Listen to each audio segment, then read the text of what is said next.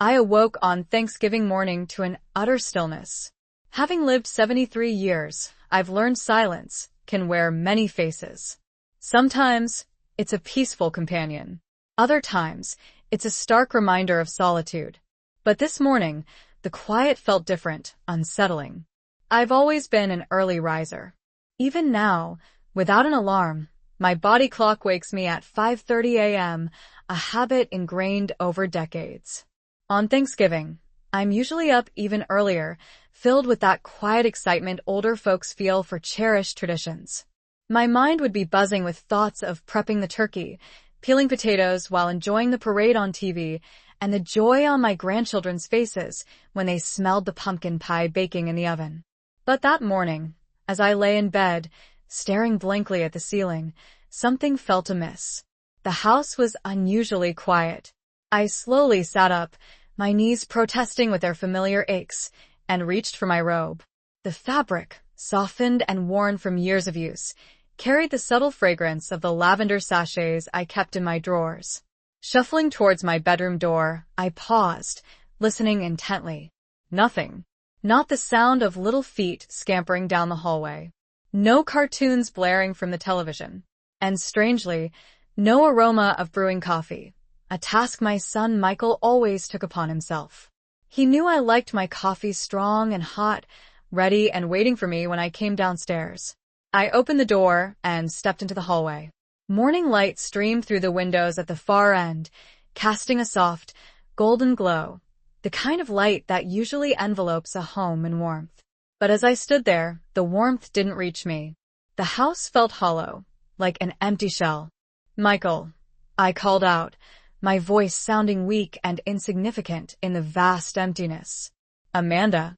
No answer.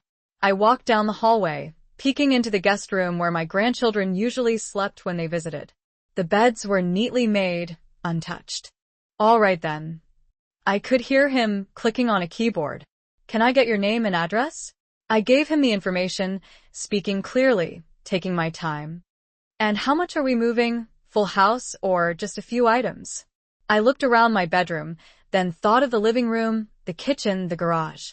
"Quite a bit," I said. "I'll have a list ready for you when you arrive." "Perfect. We can have a crew there by 8 o'clock in the morning. Does that work?" "That works beautifully," I said. We finished the details, and I hung up. The house was still quiet around me, but the silence felt different now, not empty, not sad, just waiting. I walked to my desk and pulled out a notepad and pen. At the top of the first page, I wrote, "Items to move." Then I started writing down every single thing I'd ever paid for. I sat at my desk for the rest of that morning, the blue folder open beside me, my pen moving steadily across the paper. It's funny how much you can forget when you're not paying attention. But when you sit down and really look, really remember, it all comes back. The television came first on my list. That was easy. I could picture Michael's face when I told him I wanted to get it for Christmas. He tried to protest, said it was too much, but his eyes had lit up in a way that told me he wanted it desperately. Next, the sofa set. I remembered the day Amanda and I went shopping for it. She'd walked through that furniture store like a woman on a mission, pointing at different pieces, sitting on them, testing them. When she finally found the one she loved, she turned to me with this hopeful expression.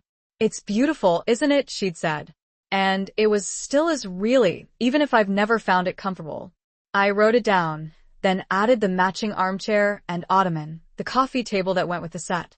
The kitchen appliances took up half a page by themselves. The refrigerator had been Amanda's idea shortly after they moved in. She'd said the one that. "That's so thoughtful. Please come in." She stepped inside, looking around approvingly. "Oh, you've already got it feeling like home. That's a talent." "Thank you. Would you like some coffee?" "I just made a fresh pot." "I'd love some." We sat at my small kitchen table, and Ruth told me about the building. How the residents had a book club on Tuesdays, how there was a garden plot out back if I wanted to grow vegetables, how movie night in the community room was surprisingly well attended. "It's a good group of people here," she said. "We look out for each other, but everyone respects privacy, too. You know, it's a nice balance." "That sounds perfect." She stayed for half an hour, and by the time she left, I felt like I'd made my first friend. That evening, I heated up the casserole Ruth had brought. It was chicken and rice. Simple but delicious, seasoned just right. I ate it on my new sofa, watching the sun set through my window. The sky turned orange, then pink, then purple, colors bleeding into each other like watercolor paint. I could hear faint sounds from other apartments, televisions playing, someone's laughter, the ordinary sounds of people living their lives. But in my space, everything was quiet. I washed my dish, dried it, put it away. Then I made myself a cup of tea in Harold's teapot, carrying it to the balcony. The courtyard below was peaceful, a few benches arranged around a small fountain. Christmas lights had been strung in the trees, though they weren't turned on yet. The air was cool but not cold, perfect for sitting outside with something warm to drink. I sipped my tea and watched the stars begin to appear in the darkening sky. My phone, which I'd left on the kitchen counter, began to buzz. I heard it through the open balcony door, a persistent vibration against the countertop. Once, twice, 3 times. Then it stopped. Then it started again. I took another sip of my tea, watching a bird land on the fountain's edge. The phone kept buzzing. She looked like she dressed to impress, to appear professional and wronged. Michael wore slacks and a button-down shirt, his tie slightly crooked. His face was already flushed, whether from the cold outside or from simmering anger. I couldn't quite tell. They saw me immediately. Amanda's jaw tightened visibly. Michael looked away, focusing intently on the floor numbers above the elevator instead. They sat on the opposite side of the hallway, not speaking to me, barely speaking to each other. The tension between us was thick enough to feel palpably, but I remained still, unbothered, my hands resting peacefully on my lap. When our case was finally called, we filed into the courtroom together, but separately, like strangers who happened to be walking in the same direction. The room was smaller than I'd expected. Fluorescent lights hummed overhead. The judge's bench sat elevated at the front, the seal of the county mounted prominently on the wall behind it. There were a few rows of seats for observers, mostly empty except for a couple of people waiting for cases after ours. The judge entered the room, and we all stood respectfully. He was a middle-aged man with graying hair and reading glasses perched precariously on his nose. He settled into a seat and looked over the paperwork in front of him. Case number 4782, Wright versus Patterson. Let's proceed. Michael and Amanda approached the table on the left. I took my place at the table on the right. Mr. and Mrs. Wright, the judge said, looking at them over the top of his glasses. You are the plaintiffs in this case. Please state your case for the court. Amanda spoke first, her voice tight, but carefully controlled. Your Honor, my mother-in-law removed property from our home without our knowledge or permission. While she claims she purchased these items, they were an integral part of our household. We relied on them for daily living. The stuffed animals they always brought were nowhere to be seen. My heart began to beat a little faster, not panic yet, just a growing sense of confusion. Maybe they went out early, I reasoned. Perhaps Michael needed to get to the store before the holiday crowds. Or maybe Amanda had taken the kids downtown to see the parade preparations. Yes, that had to be it. I made my way downstairs, carefully holding onto the railing as always. The stairs in this house are steep, and I'm more cautious these days. As I descended, I kept expecting to hear something, anything at all. A door opening, a voice announcing they'd just stepped out for a moment. But the house remained stubbornly silent. Reaching the kitchen, I stopped in the doorway. The counters were spotless.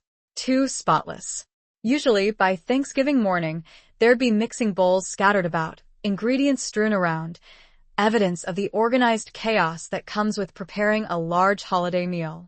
Instead, everything was put away, gleaming. I walked over to the coffee maker and touched it.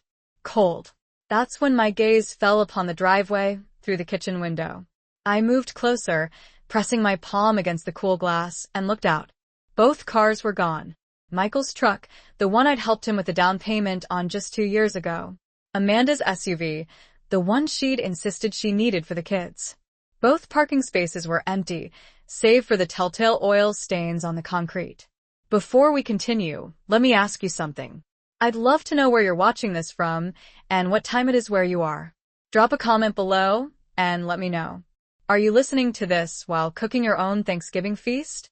Or perhaps you're unwinding after a long day. And if this story resonates with you, please hit that like button and subscribe. I share these stories because I believe we all need to hear each other's truths, and your support means the world to me. Now, let me continue.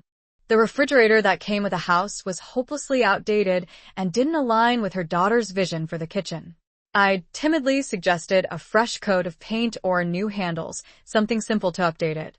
But Amanda had already been captivated by sleek, modern refrigerators with all the bells and whistles, water dispensers, specialized temperature zones, showing them off on her phone. "Wouldn't it be wonderful, Mom?" she'd asked, hinting at something truly luxurious. So, naturally, I bought it, had it delivered, and installed while they were at work, eager to surprise them. The microwave, the stand mixer, the food processor, and then there was the espresso machine. Michael had offhandedly mentioned wanting one, just once, and the next day, I'd ordered it online. The blender, though, that one really stood out in my memory. Amanda had seen it at a friend's house and raved about it for weeks. Top of the line, commercial grade, the kind that could obliterate anything you put in it. It cost $600. I bought it for her birthday, wrapped it myself, and watched her unwrap it with genuine delight. "You're too good to me, Mom," she'd said, embracing me tightly. In that moment, I felt a rush of warmth, pride, and pure happiness from making her so happy. Now, as I wrote it down on my list, the feeling was different. Not quite sadness, but more like a stark recognition of what I'd done. The washer and dryer were next on the list. Their old set had given out about a year ago, and Michael was clearly stressed about the cost of replacing them. He'd started researching second-hand options, even suggesting they might have to make do with the laundromat for a while. I couldn't let that happen. I told him not to worry, that I'd take care of it. The new set I bought wasn't second-hand, of course. It was top of the line, loaded with all the settings and features Amanda had admired at her sister's house. Steam clean, delicate cycle, extra capacity. I smiled to myself, serene and unbothered, and turned my attention back to the sky. Whatever it was could wait. For the first time in 3 years, I was exactly where I wanted to be, doing exactly what I wanted to do. And nothing, absolutely nothing, was going to disturb this moment. 5 days. That's how long my peace lasted before the storm arrived. I'd spent those days settling in, learning the rhythms of my new life. Morning coffee on the balcony, afternoon walks around the neighborhood, evening tea while reading books I'd been meaning to get to for years. Ruth stopped by twice more, and I'd met a few other neighbors. Everyone was friendly but not intrusive, exactly the balance I needed. On Wednesday evening, I was making dinner when my phone started buzzing. I'd left it on the charger in my bedroom, so at first I didn't hear it. But when I went to change into my pajamas after eating, I found it lit up and vibrating insistently. 18 missed calls. I picked it up, looking at the screen. Michael's name appeared again and again, interspersed with Amanda's. There were also a few calls from numbers I didn't recognize. My finger hovered over the screen for a moment. Part of me wanted to answer, to hear what had happened, to know if they were all right. But a larger part of me, the part that had been quietly growing stronger all week, told me to wait. So I did. I made myself a cup of chamomile tea and carried the phone to the living room. I sat on my sofa, the one I'd paid for, and moved and now got to enjoy in peace, and open my messages. The first one was from Amanda, sent that afternoon at 3:47 p.m. "Mom, we just got home. Where are you? Please call us." The next one came 10 minutes later. "Mom, this isn't funny. Something's happened to the house. Call me right now." Then Michael's texts started appearing. "Mom, please answer your phone. The house was robbed. Everything's gone. We need to talk to you immediately. Mom, I'm worried. Where are you?" Her actions have caused us severe emotional distress and significant financial hardship. We had to replace essential appliances, furniture, everything. It's been devastating for us. The judge nodded, writing something down on his notepad. "And you are seeking damages for this alleged distress?" "Yes, Your Honor." "I see." He turned his attention to me. Mrs. Patterson, how do you respond to these claims being made against you? I stood, keeping my voice steady, respectful, and calm. Your Honor, I don't dispute the fact that I removed those items from their home, but I strongly dispute that I had no legal right to do so. Everything I took, I purchased entirely with my own money. I have comprehensive documentation for each and every item. I opened my folder and approached the bench, handing it to the bailiff, who then passed it to the judge. He opened the folder and began to carefully read through the documents. The courtroom fell silent except for the soft, rhythmic sound of the pages turning. I watched his face intently as he read, observing his expression shift subtly from neutral to thoughtful, and then to something that looked almost like a hint of sympathy. He read for what felt like a very long time, but was probably only 5 minutes at most. Finally, he looked up from the folder. Mrs. Patterson, these receipts are exceptionally thorough. Thank you, Your Honor. I've always believed in keeping good records. He turned his gaze back to Michael and Amanda.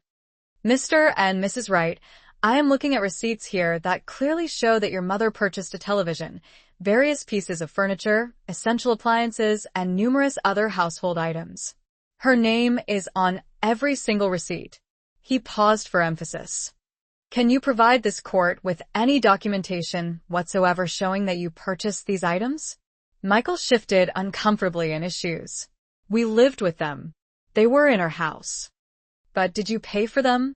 I turned away from the window, my mind struggling to make sense of what I was seeing. There had to be a logical explanation. Michael wouldn't just leave without saying anything. We had discussed the day just yesterday. He'd asked me what time I wanted to start cooking and whether I needed him to pick up anything from the store. And then I saw it. A piece of paper on the counter, folded neatly and held down by the little turkey-shaped magnet I'd bought at a craft fair years ago. My hands felt surprisingly steady as I picked it up and unfolded it. The handwriting was Amanda's, neat, slightly slanted, the kind of handwriting that always looked effortless. I read the words once, then again, then a third time, as if rereading them more carefully would somehow alter their meaning. Asterisk Mom, please don't worry. We decided to spend Thanksgiving in Hawaii this year. You wouldn't have liked the flight. So, we thought it best to let you rest at home. Back in a week. Love, Amanda. I stood there holding that note, and the strangest thing happened. I didn't cry. I expected to. I thought I'd feel my throat constrict, my eyes burn, my chest tighten with that awful pressure that precedes tears. But none of that came. Instead, I felt incredibly, eerily calm. I reread the note one last time, focusing on specific words. We decided. Not we wanted to ask you. Not we hoped you'd understand. Just we decided, a flat, unwavering decree. And that part about the flight. You wouldn't have liked the flight. As if they presumed to know what I would or wouldn't enjoy. As if my comfort was the actual reason they'd abandoned me, and not something else entirely. I carefully set the note back on the counter, smoothing it out, and walked over to the coffee maker. My hands moved mechanically, measuring grounds, pouring water, pressing the button. The machine sputtered to life, and I stood there watching it drip, drip, drip into the pot. The clock on the wall ticked steadily. This is too much, Mom, Michael had said, looking a little stunned when they were delivered. But he accepted them nonetheless. I turned to the next receipt in my folder. The lawn mower, the patio furniture, the grill Michael used every summer weekend. Page after page of purchases, each one linked to a memory, a fleeting moment, a specific feeling. The thing about giving is that it can feel so incredibly rewarding in the moment.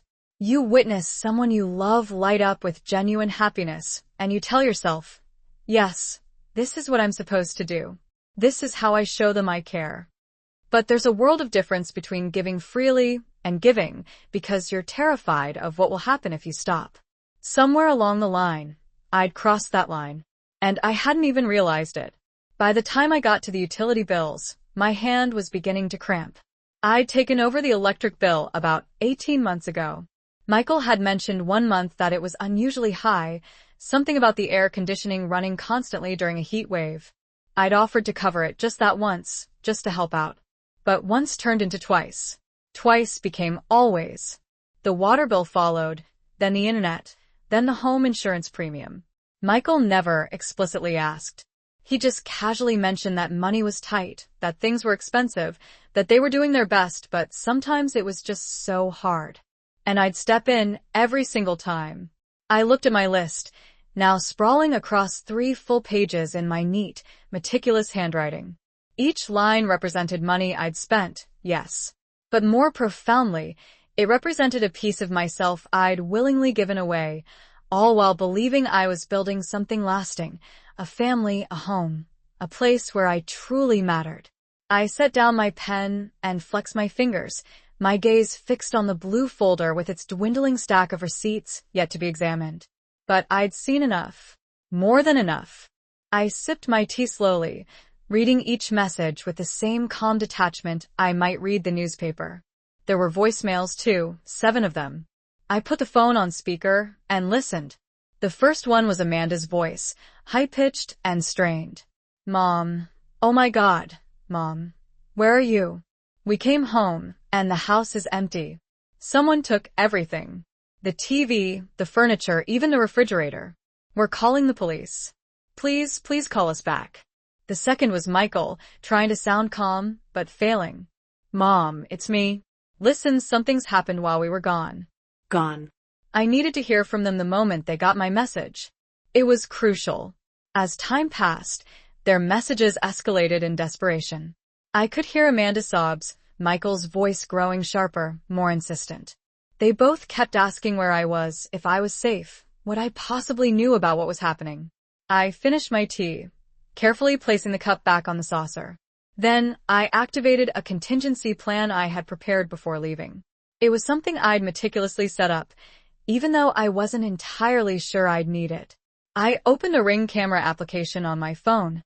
Michael had installed the system 2 years prior, primarily to monitor package deliveries and keep an eye on the house when they traveled. He'd given me access to the account so I could check in when I was out and about. I'd intentionally never removed my access. The camera feed was still live and functioning. I scrolled back to that afternoon, pinpointing the moment they would have arrived home. The timestamp displayed 3:42 p.m. I tapped the play button. The video showed the front door swinging inward. Amanda entered first, tugging a rolling suitcase behind her, her face radiant with what appeared to be a fresh tan. She was laughing, turning back to say something to Michael, who followed close behind, with the children trailing after him. They all seemed happy, relaxed, still basking in the afterglow of their vacation. Silence filled the courtroom. Amanda finally spoke up, her voice rising slightly with indignation. She was living with us. She was helping with the household. Those purchases were simply contributions to our shared living situation. That may very well be how you subjectively interpreted it, ma'am, but legally speaking, whoever purchases an item owns it. Mrs. Patterson has presented clear and irrefutable proof of ownership. He closed the folder definitively. Furthermore, emotional distress claims require substantial evidence of actual harm. Simply being upset that someone removed their own property from a residence does not, in any way, meet that legal threshold. "But, Your Honor," Michael started to protest. The judge held up his hand, silencing him. "Mr. Wright, I understand that this entire situation is difficult for you and your wife, but the law is quite clear on the matter. Case dismissed." He looked directly at Michael and Amanda with a stern expression. "I strongly suggest that you reconsider filing legal claims without proper and irrefutable evidence in the future." He struck his gavel once, the sharp sound echoing loudly in the quiet courtroom. I let out a breath I hadn't realized I'd been holding. "Thank you, Your Honor," I said quietly and respectfully.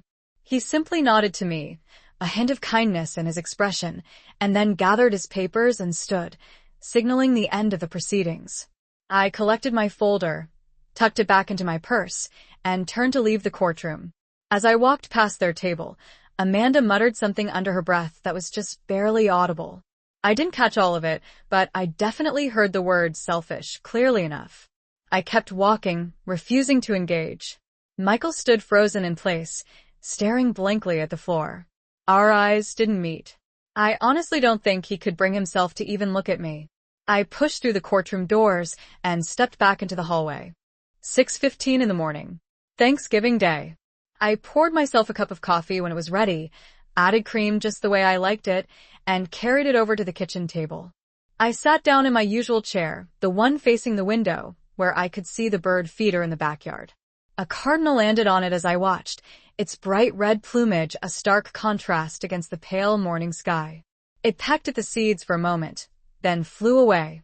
I sipped my coffee slowly, letting the warmth seep through me. And for the first time in a long time, I allowed myself to think clearly, truly clearly, not about what I should feel, or what a good mother would do, or how I should react to maintain the peace, but about what was actually true.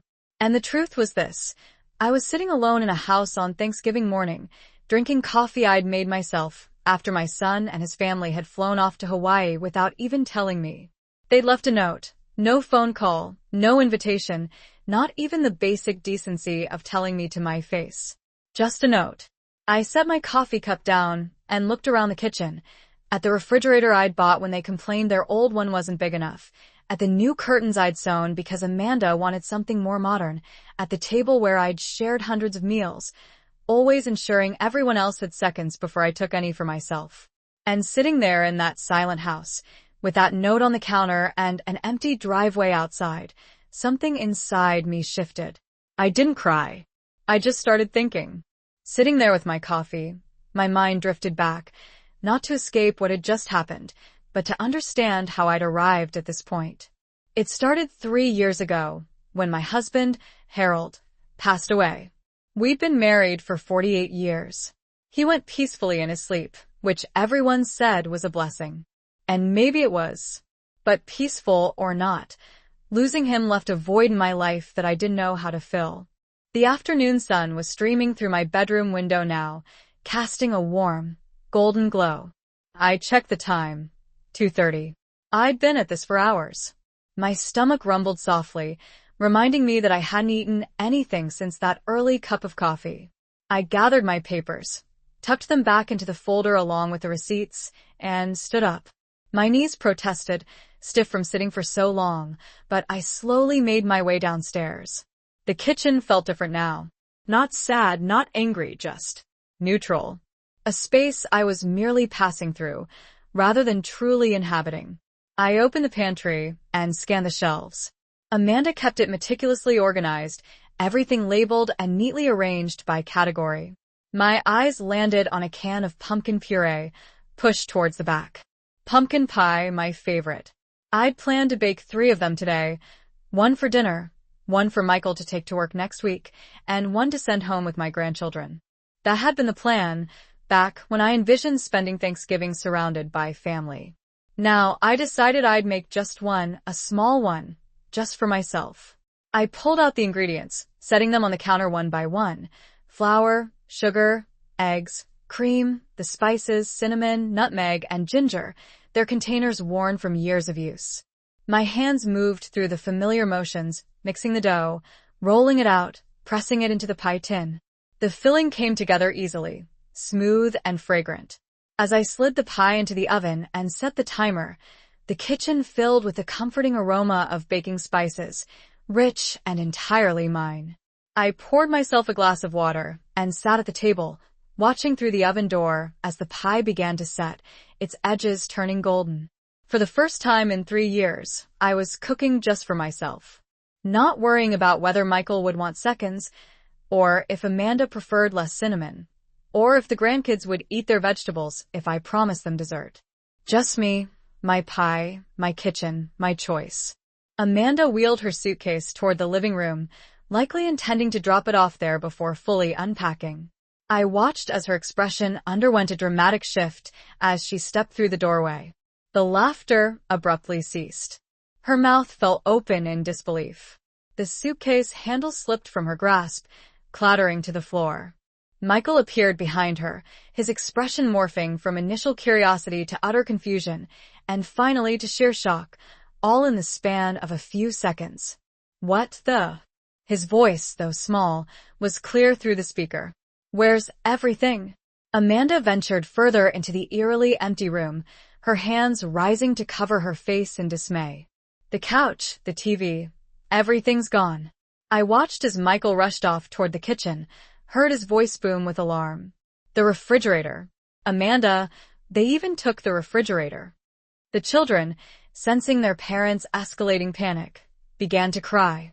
The youngest clung tightly to Amanda's leg, while the older one repeatedly asked what was happening, his voice filled with fear. Amanda pulled out her phone with trembling hands. "I'm calling 911. Michael paced frantically within the camera's view, his hands clasped to his head, looking around wildly, as if the missing furniture might magically reappear if he simply looked hard enough. How could someone take everything? How did nobody notice? I took another sip of my tea, watching my son spiral into utter bewilderment. There was something almost detached, clinical about observing their panic from this remove, through the intermediary of the screen, like watching a play where I already knew the devastating ending. Amanda's voice grew louder and more shrill. "Yes, we'd like to report a robbery. Our entire house has been completely emptied. Everything's gone."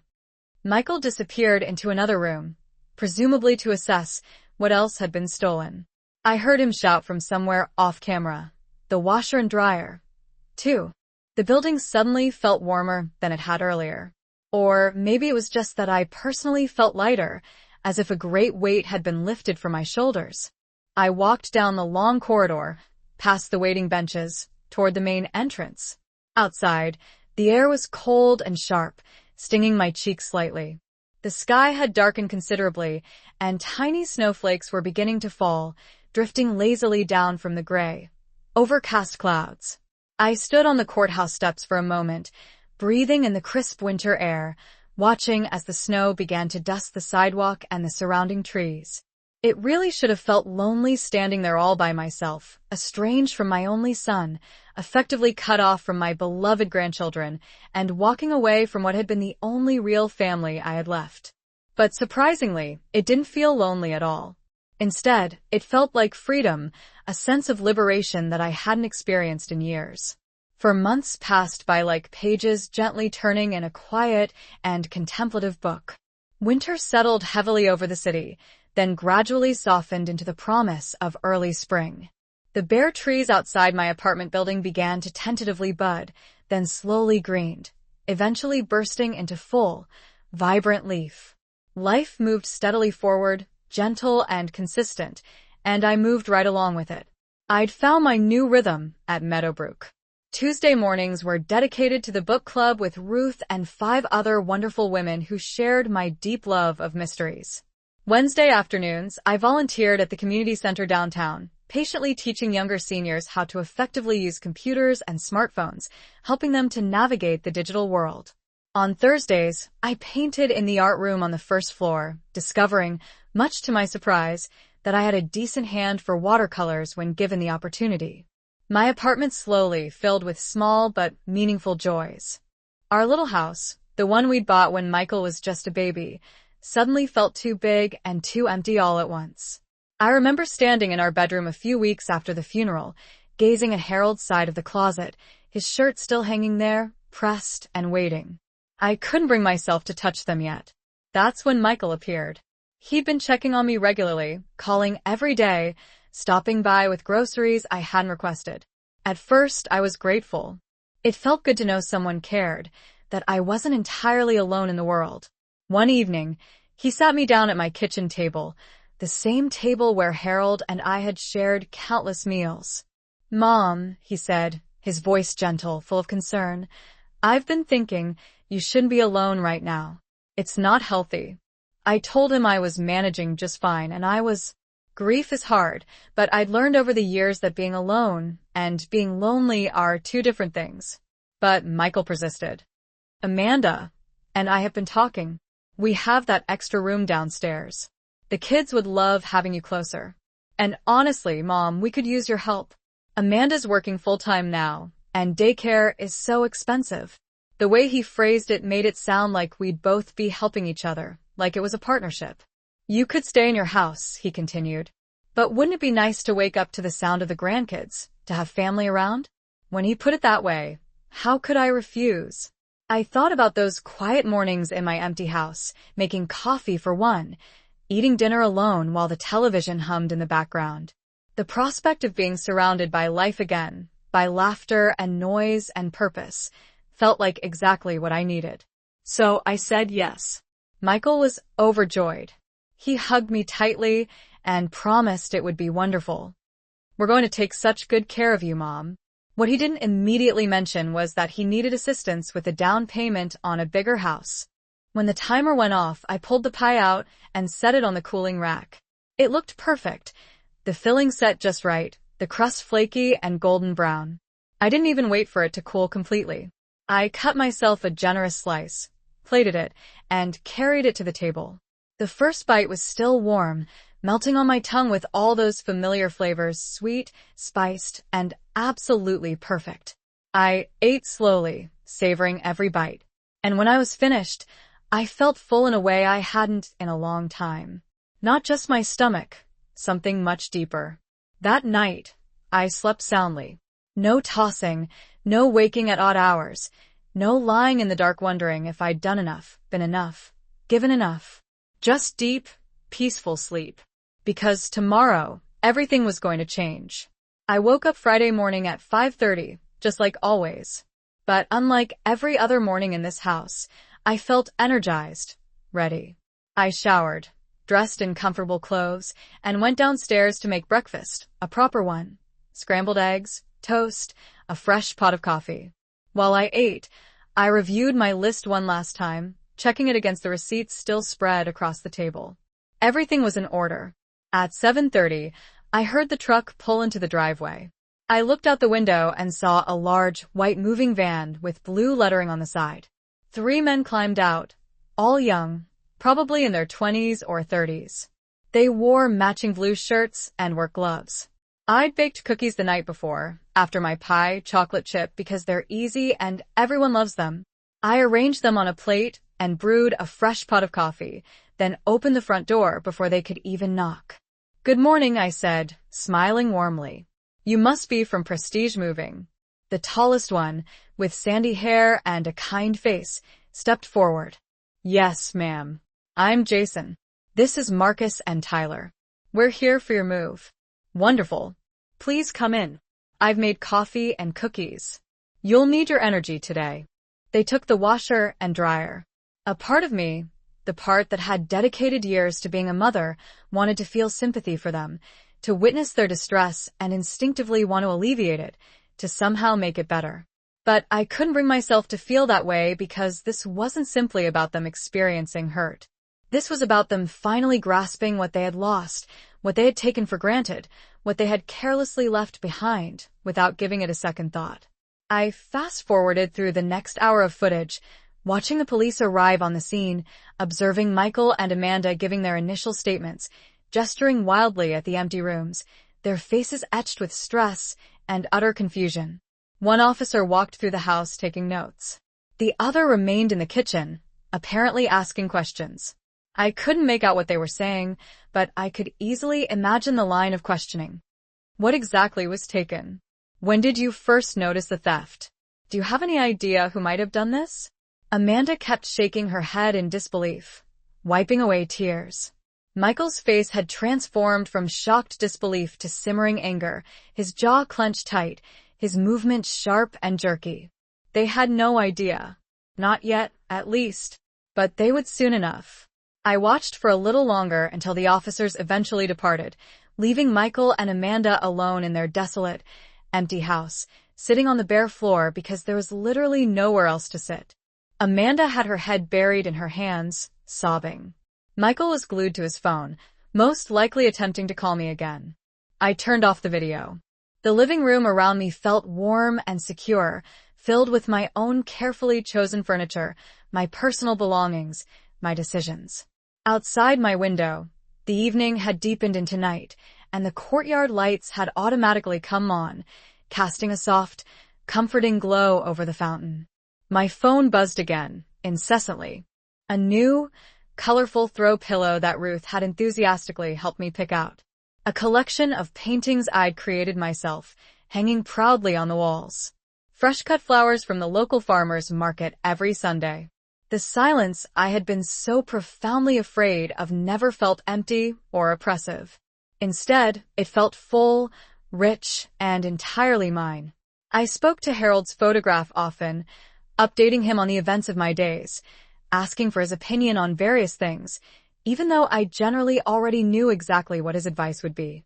Sometimes I'd even laugh out loud at my own jokes, and that felt perfectly okay. 2. My phone stayed mostly quiet. Michael never called. Amanda never texted or attempted to reach out in any way. The grandchildren, I could only assume, were being told some carefully crafted version of events that painted me as the clear villain in the story. That stung sometimes late at night, when my mind wandered and I couldn't seem to stop the thoughts. But it didn't break me, because I'd learned something truly important during these past few months. You can't force people to value you or to appreciate your presence in their lives. You can only decide to value yourself, to prioritize your own well-being and happiness.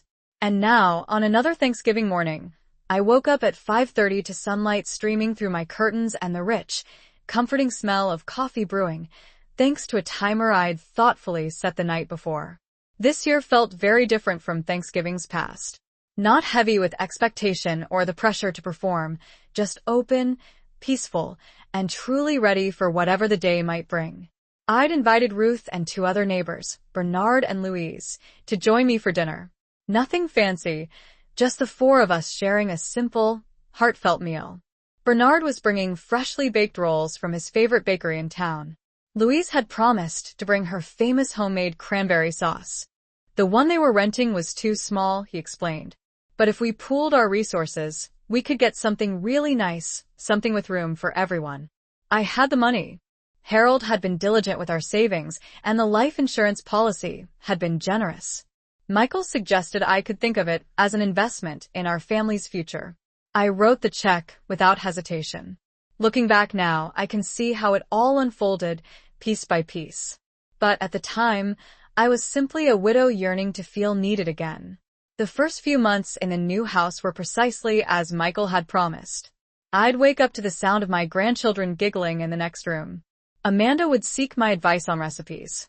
Michael would sit with me in the evenings and tell me about his day at work. I felt useful again.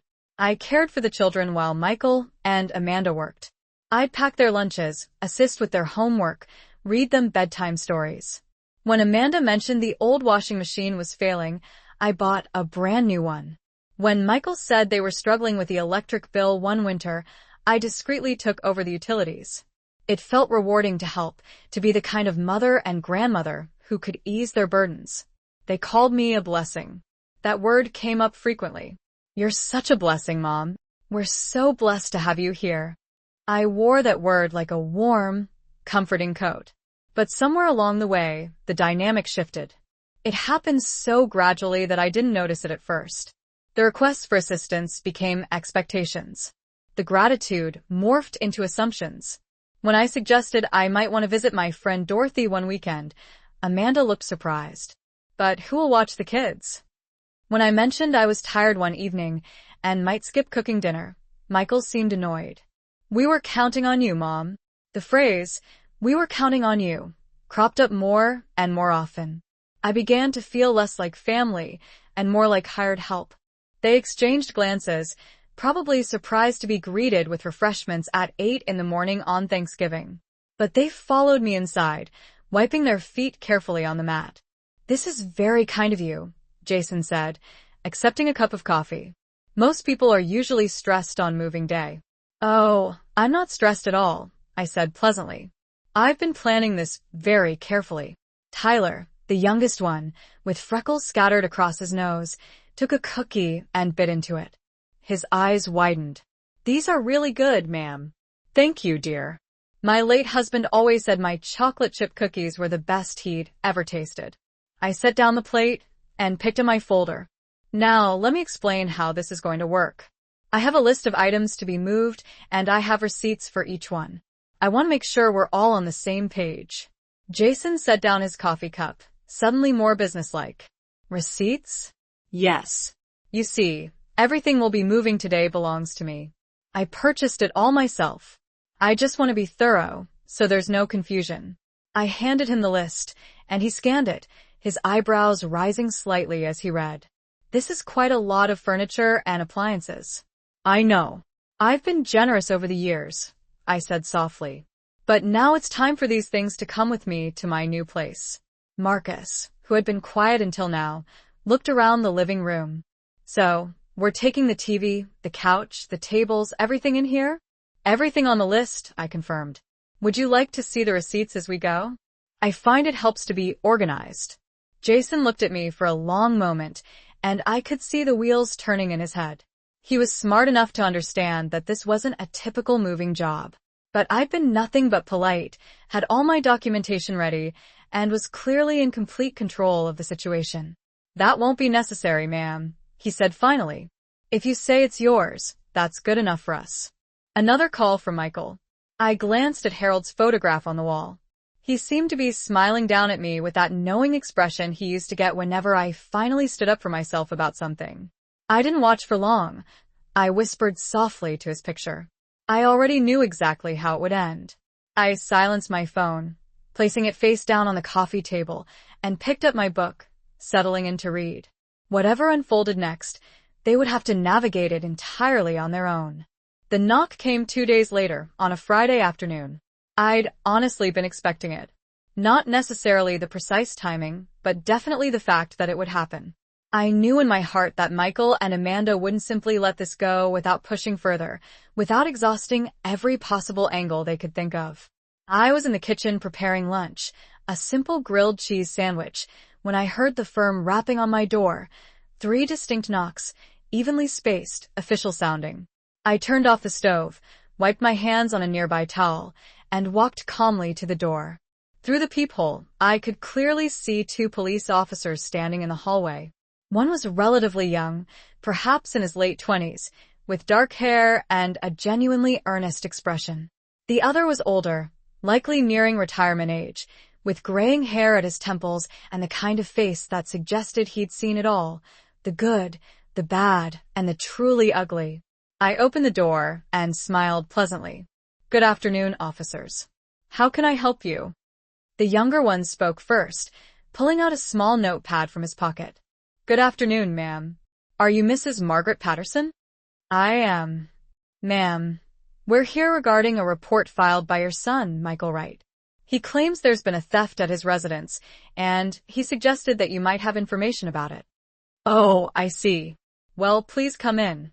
Can I offer you some coffee? I just made a fresh pot. They exchanged a quick glance.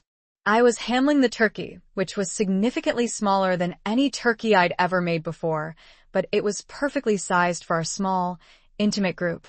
I moved through the morning preparations with ease and a sense of calm. The turkey went into the oven to roast. Potatoes bubbled merrily on the stovetop. I carefully set my small table with the good china, the delicate pieces that had belonged to my mother and then passed down to me, never to anyone else. For plates, for napkins, for sparkling glasses. Then, on a complete impulse, I pulled out one more plate and deliberately set it at the head of the table. Empty, just in case. Not specifically for Michael, not really, but more for the lingering possibility that someday, somehow, there might be some form of reconciliation, or maybe just for the enduring power of hope itself, which always deserved a seat at the table.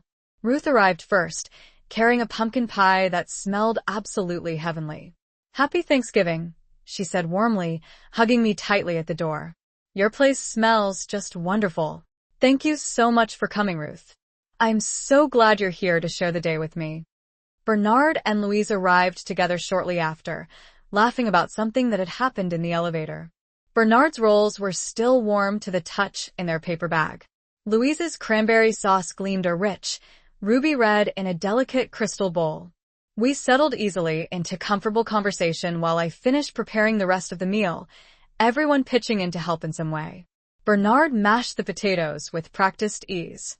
Ruth thoughtfully set out the drinks and poured sparkling cider.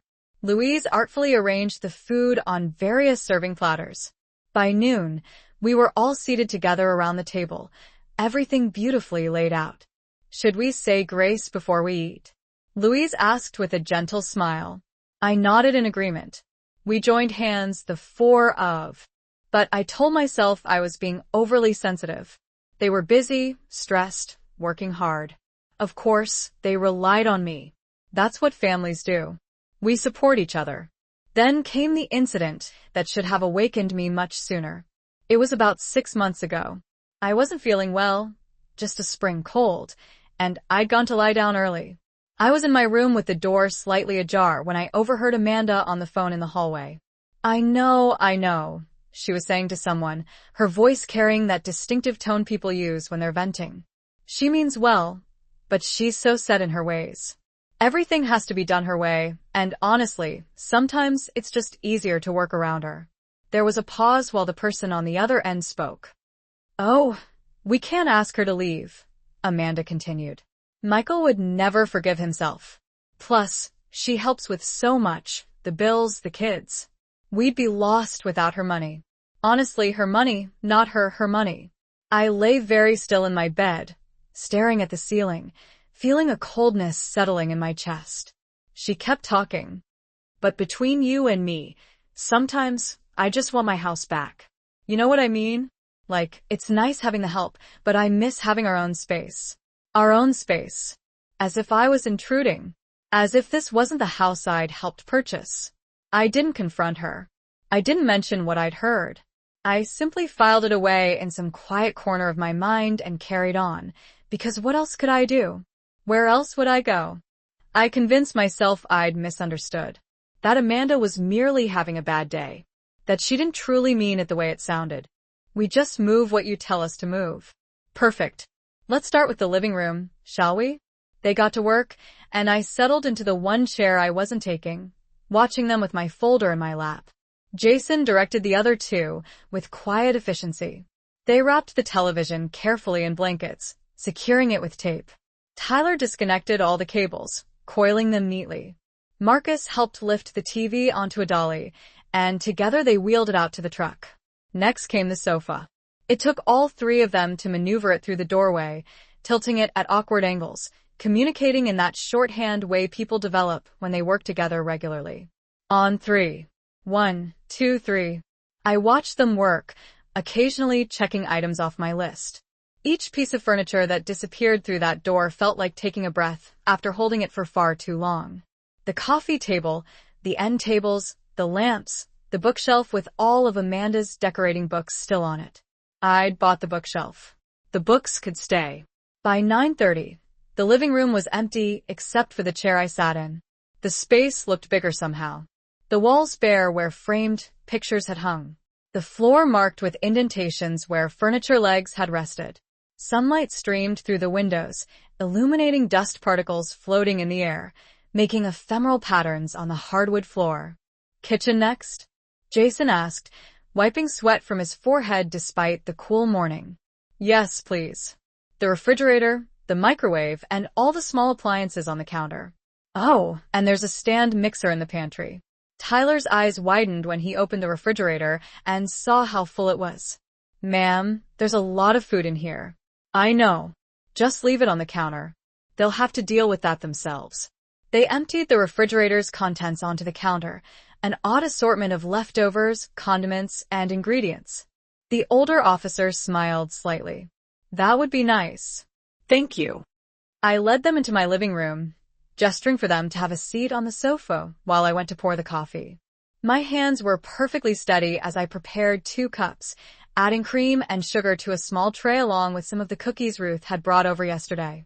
When I returned to the living room, they were looking around my apartment, taking in the furniture, the large television mounted on the wall, the overall coziness and inviting atmosphere of the space. I set the tray on the coffee table and settled comfortably into my armchair across from them. Please help yourselves. The younger officer gratefully accepted a cup of coffee. Thank you, ma'am. This is very kind of you. Not at all. Now, you mentioned that my son filed a report. The older officer set down his coffee and leaned forward slightly. Yes, ma'am. He and his wife returned from a trip to find their home had been completely cleared out. Furniture, appliances, electronics. They seem to believe that you might know something about what happened. I nodded slowly, as if carefully considering the situation. I see. Well, officers, I can certainly help clear this up. Would you like to see my receipts? The younger officer blinked in surprise. Your receipts? Yes, dear. For all the items in question. I stood and walked over to my desk, retrieving the blue folder I'd kept so carefully organized. I returned and handed it to the older officer. Everything's in there. Every purchase, every payment, you'll see my name on each one. He opened the folder and began flipping through the pages. His partner leaned over to look as well, their expressions shifting from curious to understanding. The older officer read aloud from one of the receipts. 65-inch television, purchased December 2023. Margaret Patterson. He looked up at me. You bought this. I did. A Christmas gift for my son. Here we were, a cozy circle of friends, as Louise offered a heartfelt blessing, expressing gratitude for the food, the bonds of friendship, and another year of life's journey. As she concluded, we briefly clasped hands, a silent promise of connection before releasing them. The meal itself was perfect, not because of extravagance or massive portions, but because it was genuinely authentic. We ate, we talked, we laughed freely. Bernard regaled us with stories from his years shaping young minds as a schoolteacher. Ruth shared joyful updates about her daughter's life out in California. Louise, ever thoughtful, inquired about my painting classes and creative pursuits. No one made demands of me, no request to fetch items or serve them first. Instead, we shared the dishes, helping ourselves and complementing the culinary contributions of each other. It was a beautiful experience of partnership, camaraderie, and equality, precisely what family should embody. After dinner, we migrated to the living room, settling in with coffee and pie. Ruth had thoughtfully brought along a deck of cards, and we indulged in a few light-hearted rounds of rummy as the afternoon sun cast long, golden rays through my windows. Around 4 p.m., they began gathering their belongings, preparing to depart. This was absolutely lovely, Louise said, embracing me warmly at the door. Thank you so much for hosting us. We should definitely do this again sometime, Bernard added with a smile. Perhaps at Christmas. I would very much enjoy that. Once they were gone, I slowly began cleaning up, carefully putting away the dishes, storing the delicious leftovers, and wiping down the counters. My apartment felt warm and inviting, imbued with a sense of life and filled with the lingering echoes of good conversation and even better company. I brewed myself a cup of tea and carried it out to the balcony. But after that, I began noticing other things. The way they'd make plans without asking if I wanted to join, the way Amanda would reorganize the kitchen after I'd cooked, moving things to where she preferred them, the way Michael would talk about his house and his mortgage, even though my name was on half the paperwork and I'd contributed far more than half the funds. I was living in their space, cooking in their kitchen, helping raise their children, but I was doing it with my money on my time, with my energy. Sitting at that kitchen table on Thanksgiving morning, holding my coffee and staring at that note, all of those memories arranged themselves into a pattern I could no longer ignore. I hadn't been invited to live with them because they loved me. I'd been invited because I was useful, and the moment I ceased to be useful, the moment I might become an inconvenience, they'd left me behind without a second thought. I finished my coffee and slowly stood up. For 3 years, I'd convinced myself this was my home. But it wasn't. It was their house, one I'd been subsidizing while pretending I belonged. And as I rinsed my cup in the sink and placed it carefully in the dish rack, I realized something that should have frightened me, but didn't. I was done pretending. I picked up that note again. My fingers traced over Amanda's handwriting, smooth and confident. She'd probably written it quickly, perhaps while packing her suitcase, squeezing it in between choosing swimsuits and booking excursions. Asterisk, you wouldn't have liked the flight. Asterisk, that sentence bothered me more than the rest, not because it was cruel, but because it was so casual, so certain, as if she knew me well enough to decide what I would or wouldn't enjoy without ever asking. Had I ever even mentioned that I disliked flying? I couldn't recall. Harold and I had flown to visit his sister in Arizona years ago. It was fine, a little cramped perhaps, but nothing I couldn't handle. Then they disconnected it and wheeled it out, leaving a dark, rectangular space where it had stood. Marcus unplugged the microwave, the espresso machine, the blender. Each appliance joined its companions in the truck. By 11, they'd moved to the bedrooms. My furniture, my linens, my clothes, the washer and dryer from the laundry room, even the vacuum cleaner I'd bought last spring. The house was becoming a mere skeleton of itself. I made them stop for lunch, insisting they sit and eat the sandwiches I'd prepared. They were grateful for the break, their shirts damp with sweat despite the mild temperature.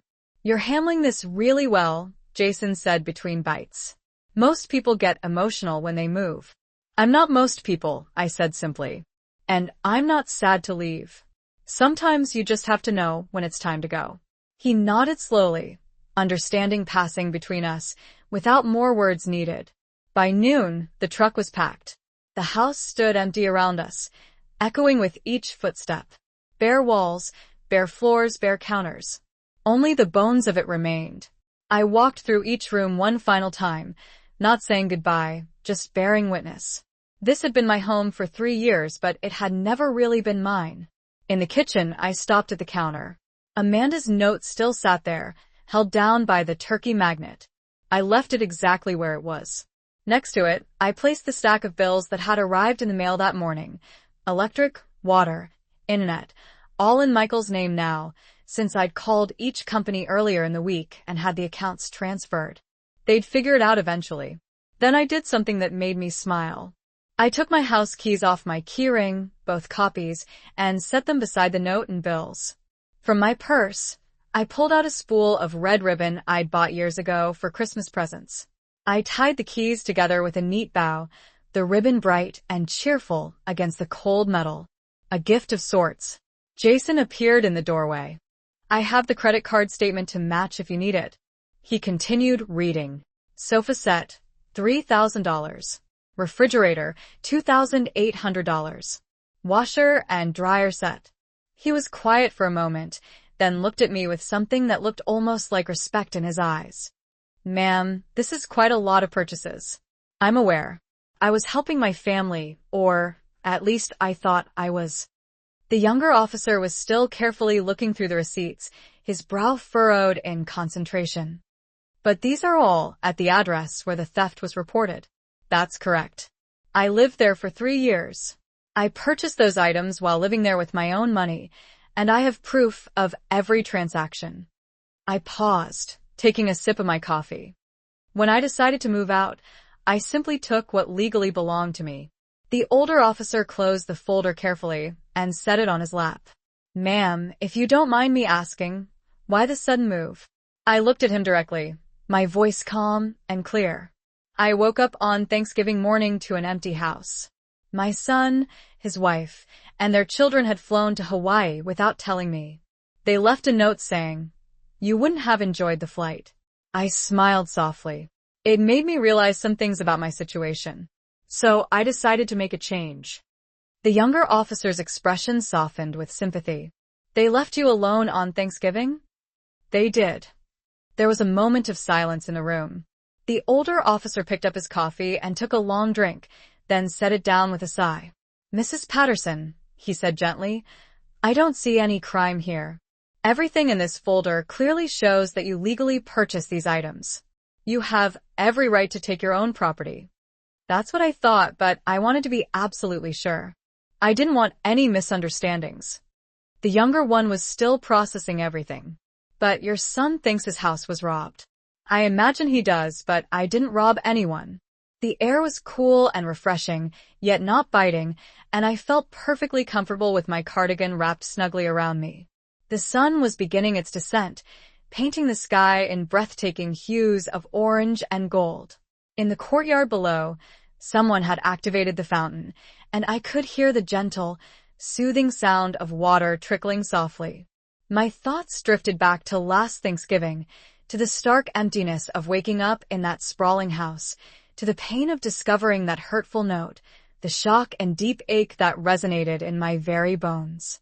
And then I consciously turned my thoughts to what had followed, the quiet determination, the careful planning, The moment I had resolutely reclaimed my life, seizing it with both hands and refusing to let go. Did I still feel sadness about losing Michael? Yes, at times. He was still my son, and that inherent bond didn't simply vanish because we were no longer in contact. But did I regret the path my life had taken? Absolutely not. Because here, in this cozy apartment filled with my own beloved furniture, my carefully chosen decor, and an overwhelming sense of peace, I had rediscovered something precious that had been missing for far too long. Myself. The woman I had been, before I started diminishing my own needs and desires to fit into other people's expectations. The woman Harold had fallen in love with, confident, independent, unafraid to stand tall in her own truth. She had been buried beneath years of trying to be needed, trying to be useful, attempting to buy love with money, time, and endless sacrifices. But she hadn't disappeared entirely. She had simply been waiting patiently for her moment to emerge again. My phone sat silently on the table inside. No calls, no urgent texts, no demands, no emergencies that only I could solve. Just blessed silence. And within that silence, I finally heard something I had desperately missed. My own voice, whispering that I was enough. That I deserved peace and happiness. But that wasn't really the point, was it? The point was that they'd made a decision. A family vacation, a Hawaiian Thanksgiving, and somewhere in all that planning, all those excited conversations about beaches and resorts and luau's, they decided I didn't fit. I folded the note and set it down. My hands felt steady. My mind felt clear. I walked through the living room slowly, my slippers shuffling against the hardwood floor I'd paid to have refinished last year. The morning light was stronger now, pouring through the windows and illuminating everything with that particular brightness that makes dust particles visible in the air. I stopped in front of the television, a 65-inch screen mounted on the wall. Michael had wanted it for the Super Bowl 2 years ago. Amanda had thought it was too big, too extravagant. But when I offered to buy it as a Christmas gift, suddenly it was perfect. I ran my hand along the back of the sofa, cream-colored, modern, the kind with clean lines and firm cushions that look beautiful but aren't particularly comfortable. Amanda had seen it in a catalog and fallen in love. I'd paid for it without blinking. The coffee table, the end tables, the lamps, the bookshelf, all mine. I moved into the kitchen, opening cabinets one by one. The dishes, the glasses, the set of copper pots Amanda had admired at a kitchen store. I'd bought those for her birthday, watching her face light up as she opened the box. The refrigerator hummed beside me. Stainless steel, French doors, ice maker built into the door. Their old one had worked just fine, but Amanda wanted something that matched her vision for the kitchen. I'd made that vision possible. The washer and dryer in the laundry room. The patio furniture on the back deck. The lawnmower in the garage. The router that kept their internet running. Even the fancy blender that sat on the counter, the one Amanda used every morning for her smoothies. I'd paid for all of it. We're all loaded up, ma'am. Ready when you are. Just one moment. I looked around the kitchen one last time at the empty space where the refrigerator had been, at the bare counters, at the naked windows without curtains. Then I picked up my purse, tucked my folder under my arm, and walked toward the door. I didn't look back. Jason held the door open for me, and I stepped outside into the cool November air. The sky was clear, bright blue, the kind of day that makes you grateful to be alive. I pulled the door closed behind me, hearing the lock click into place. The sound felt final. Complete. Where to, ma'am? Jason asked gently. I gave him the address of my new apartment, then climbed into my car. As I pulled out of the driveway, I glanced in the rearview mirror just once. The house stood there empty and waiting, like a theater after the show has ended. The moving truck pulled out behind me, and together we drove away towards something new, towards something that was truly mine. The Meadowbrook Senior Living Complex sat on a quiet street lined with mature maple trees. It wasn't fancy, just a low brick building with well-tended flower beds and a parking lot that actually had spaces available. I'd visited twice before signing the lease, walking through the halls, peeking into the community room, making sure it felt right. And it did. The building manager, a woman named Patricia with silver hair and a warm smile, met me in the lobby. She'd been expecting me, had my keys ready and waiting. "Welcome home, Mrs. Patterson," she said, handing me a small envelope. "You're in Unit 2B, second floor. The elevator is just down that hall. If you need anything at all, my office is right here." "Thank you, Patricia. The movers should be arriving shortly." "Perfect. I'll make sure the service elevator is available for them." I rode up to the second floor alone, the elevator humming quietly. I simply removed my belongings from a home I was no longer living in. I gestured around my apartment. "As you can see, everything's here in my new place where it belongs." The older officer stood, and his partner followed suit. "Well, ma'am, I think we have everything we need. Your documentation is very thorough." He handed the folder back to me. "I appreciate the coffee and your time." "Of course. I'm sorry you had to make the trip for something that turned out to be a family matter rather than a criminal one. It happens more often than you'd think." He pulled out a business card and set it on the coffee table. "If you have any trouble, any harassment from your family about this, you call me directly." "All right. Thank you, officer. That's very kind of you." I walked them to the door. As they stepped into the hallway, I could hear voices coming from the elevator area. Raised voices, growing louder with each passing second. Michael and Amanda. They must have followed the police here. The elevator doors opened and they rushed out, immediately spotting the officers. Amanda's face was flushed red with anger, her voice sharp and accusatory. "Officers, did you talk to her? Did she tell you what she did?" Michael was right behind her, his expression dark and stormy. "She stole from us. She emptied our entire house." The older officer held up his hand calmly, signaling them to stop. "Mr. Wright, Mrs. Wright, we've reviewed the situation. Your mother has receipts proving that she purchased everything that was removed from your home.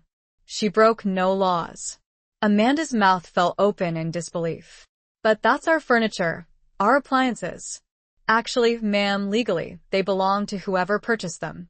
Your mother purchased them. They're hers." Michael shook his head violently, refusing to accept it. "That can't be right. This is our house. She can't just take everything."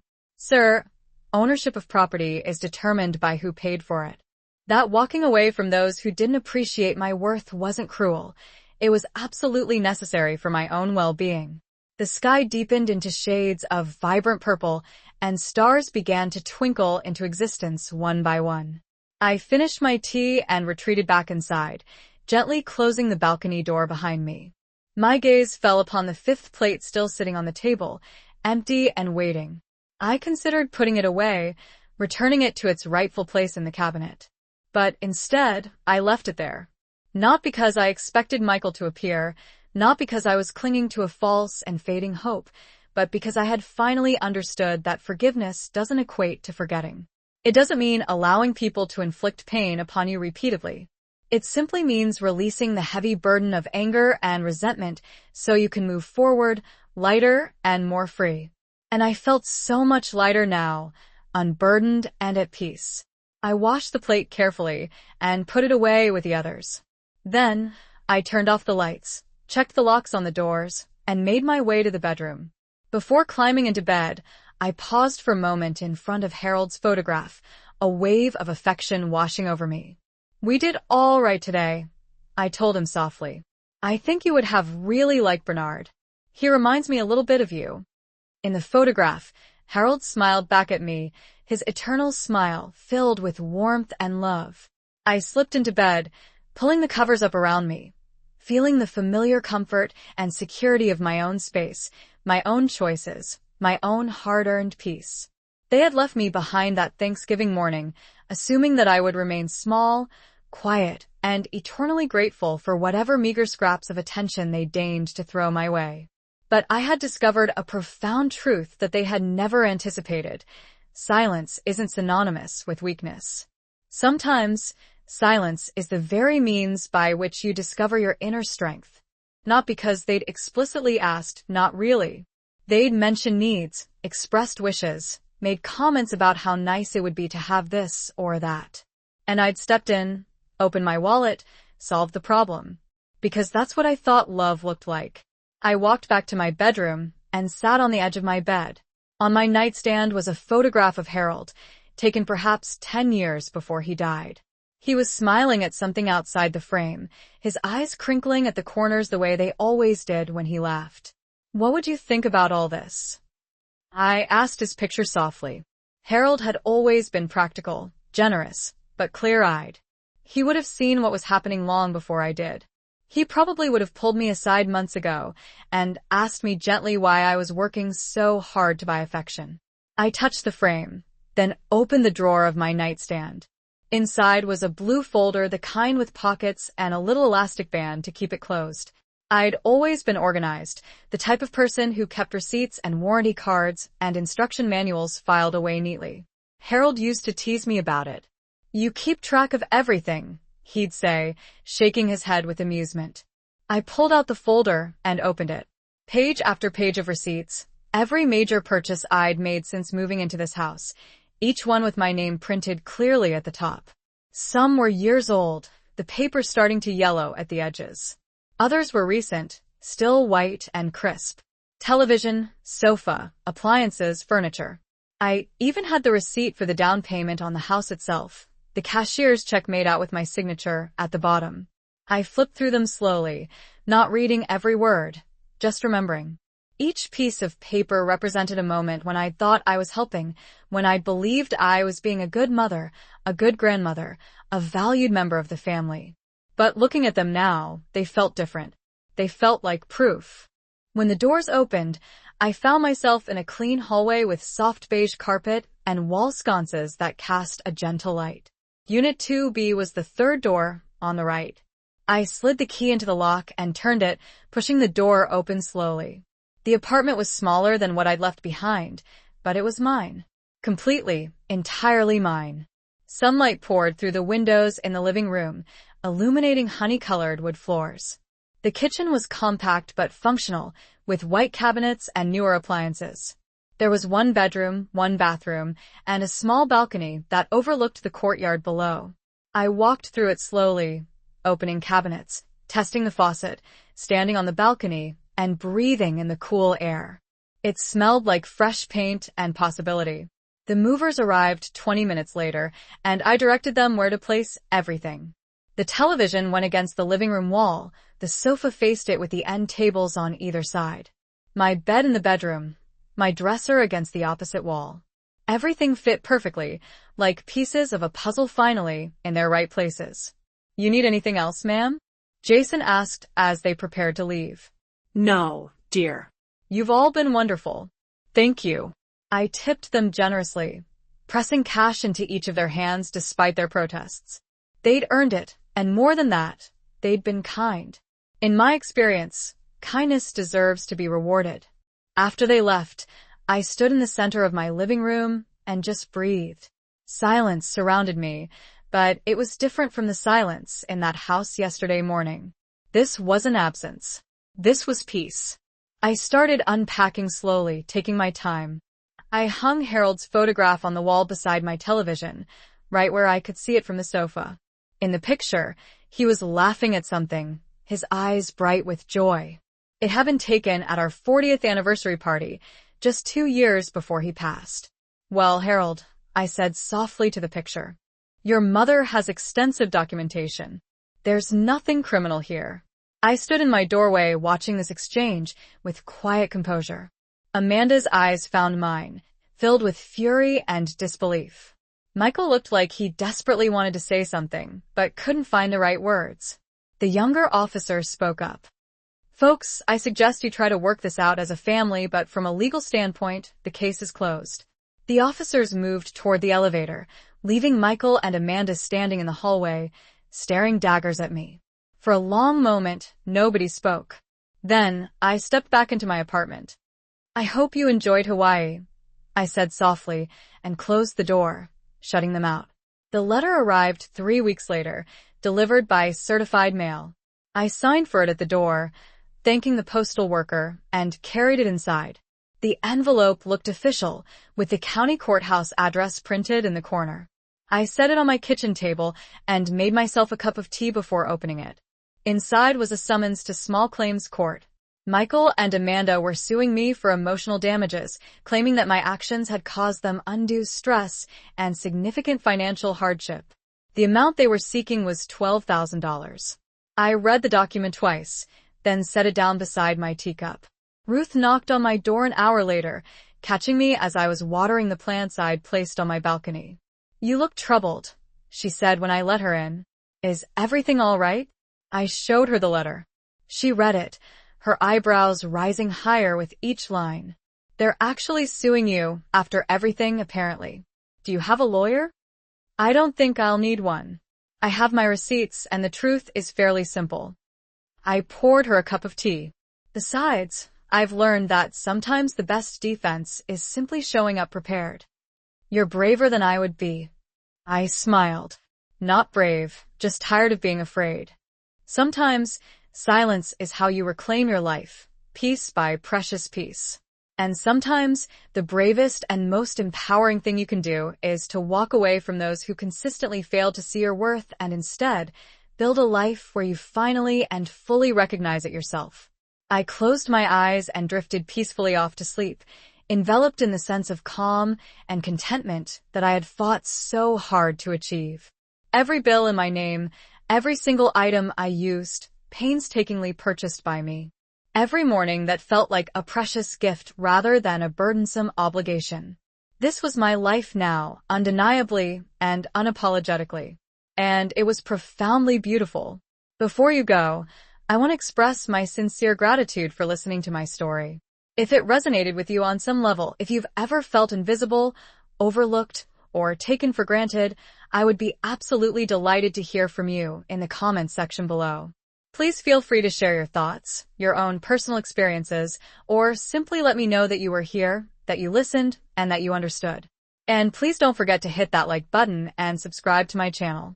These stories matter deeply because they serve as a powerful reminder that we are never truly alone. Thank you for being an integral part of this supportive community. Until next time, take care. I closed the folder and held it in my lap, feeling its weight. Not heavy really, but substantial, important. "It's all mine anyway," I whispered to the empty room. The words surprised me. Not because they weren't true, but because saying them out loud made something shift inside my chest. Something that had been tight for a very long time loosened just a fraction. I stood up and walked to my closet, pulling out my phone from where I'd left it charging overnight. I didn't use it much, mostly just to call Dorothy or check the weather, but I knew how to look things up when I needed to. I typed slowly, my fingers not quite accustomed to the small keyboard, moving company near me. Several results appeared.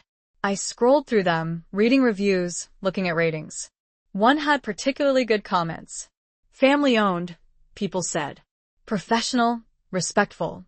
I tapped the phone number. It rang 3 times before someone answered. A man's voice, friendly and alert despite the early hour. "Good morning, Prestige Moving Services. How can I help you?" I took a breath. "Good morning. I need to schedule a move, tomorrow if possible." There was a brief pause. "Tomorrow? That's Thanksgiving, ma'am. We do work holidays, but there's an additional fee." "That's fine," I said, my voice calm and certain. "I can pay whatever it costs. We're starting fresh. What do you think?" Of course, he didn't answer, but I like to think he'd be proud. I unpacked my dishes next, arranging them in the kitchen cabinets. My good china, the everyday plates, the mugs I'd collected over the years. Each one had a story, a memory attached to it. The teapot Harold had given me for our 25th anniversary went on the counter, where I could see it every morning. It was white porcelain with delicate blue flowers painted on the sides, and even though I rarely used it, I loved looking at it. Around 4 o'clock in the afternoon, I heard a knock on my door. I opened it to find an older woman standing there, probably around my age, with short white curls and bright blue eyes behind wire-rimmed glasses. She held a covered dish in her hands. "Hello," she said cheerfully. "I'm Ruth from 2D, down the hall. Patricia mentioned you were moving in today, and I thought you might appreciate something for dinner." Moving is exhausting. I felt my throat tighten unexpectedly at the kindness. The court date was set for early December, a gray Tuesday morning when the sky threatened snow but hadn't quite delivered. I woke early as always and took my time getting ready. I chose my nicest coat, the charcoal one with pearl buttons that Harold had always said made me look distinguished.